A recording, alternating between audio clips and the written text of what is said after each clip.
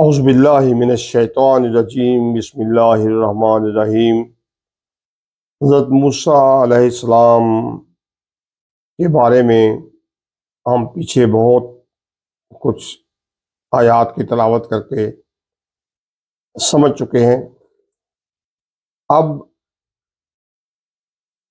ہم سورۃ قصص کی کچھ آیات کی اور سورۃ مومن کی ایک آیت کی تلاوت کرتے ہیں، اور پھر اس کے نتیجے میں دیکھیں گے کہ حضرت موسیٰ اور فرعون کے درمیان جو چپکلش پیدا ہو گئی، اس نے کیا رنگ اختیار کیا اور اس سے ہمیں کیا سمجھ آتی ہے۔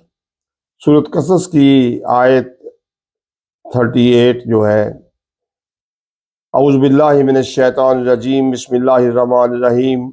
وقال فرعون یا ایھا الملأ ما علمت لکم من الہ غیری فاوقد لی یا ہامان علی الطین فاجعل لی صرحا لعلی اطلع الی الہ موسیٰ وانی لاظنہ من الکاذبین۔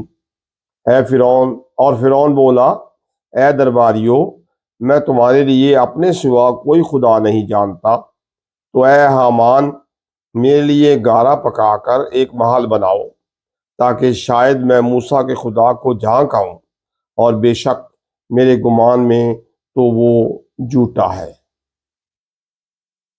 پھر قصص کی آیت 48 ہے، فلما جاءہم الحق من عندنا قالوا لولا اوتی مثل ما اوتی موسیٰ اولم یکفروا بما اوتی موسیٰ من قبل قالوا سحران تظاہرا وقالوا انا بکل کافرون۔ اور پھر جب ان کے پاس حق آیا ہماری طرف سے تو بولے، انہیں کیوں نہ دیا گیا جیسے کہ موسیٰ کو دیا گیا؟ کیا اس کے منکر نہ ہوئے تھے جو پہلے موسیٰ کو دیا گیا؟ بولے، دو جادو ہیں ایک دوسرے کی پشتنی پر، اور بولے ہم ان دونوں کے منکر ہیں۔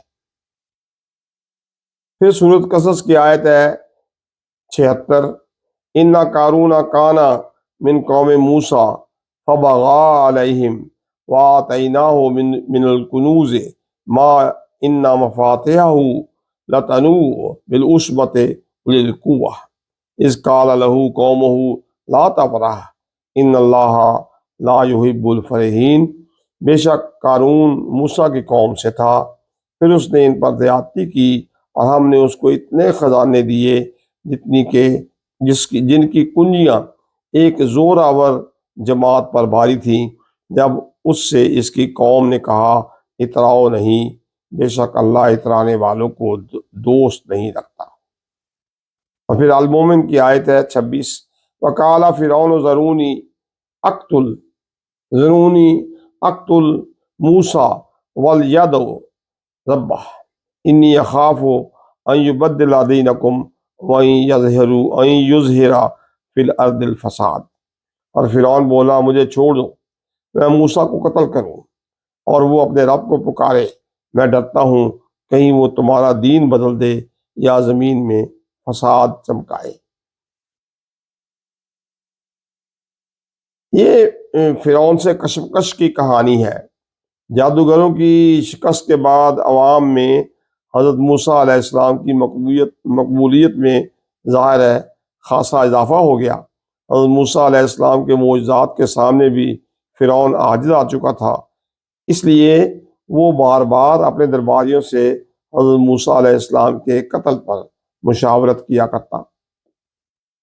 فرعون کسی صورت بھی بنی اسرائیل کو حضرت موسیٰ علیہ السلام کے ہمراہ مصر سے ہجرت کرنے کی اجازت دینے کا روادار نہ تھا۔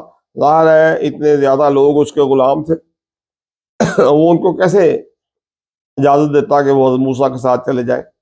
اس مقصد کو حاصل کرنے کے لیے اس نے عجیب و غریب ہتھ کنڈے استعمال کرنا شروع کر دیے۔ مثلا اس نے اپنی قوم کو یہ باور کرایا کہ ان دیکھے خدا کی بجائے وہ ان کا خدا ہے جو ان کی ہر طرح کی ضروریات اور سہولیات کو پورا کرتا ہے۔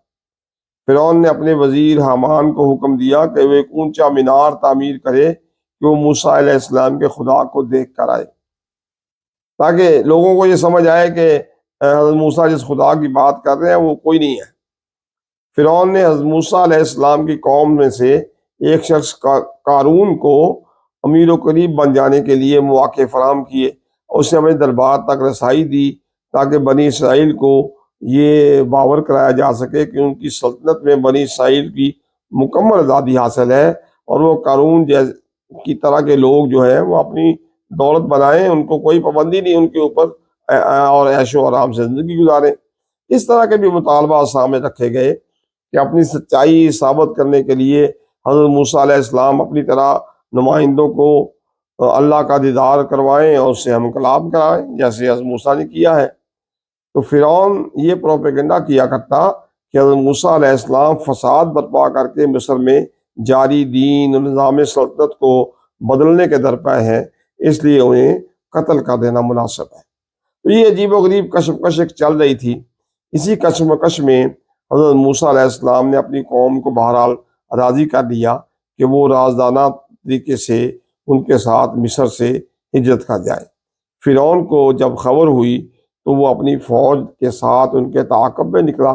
پھر ایک عظیم معجزہ رونما ہوا اور سامنے موجود بحر یا بحیرہ پھٹ گیا۔ بنی اسرائیل تو پار گزر گئے، لیکن فرعون میں اپنے لاؤ لشکر کے ڈوب مرا۔ یہ فرعون کے ساتھ کشمکش کا انجام ہوا۔ اس کے نتیجے میں جو انقلاب برپا ہوا، اس پہ ہم پچھلے لیکچرز میں بحث کر چکے ہیں۔ تو یہ فرعون کے ساتھ کشمکش چلتی رہی، اور اس کے بعد ہم بات کریں گے مزید اگلے لیکچر میں انشاءاللہ۔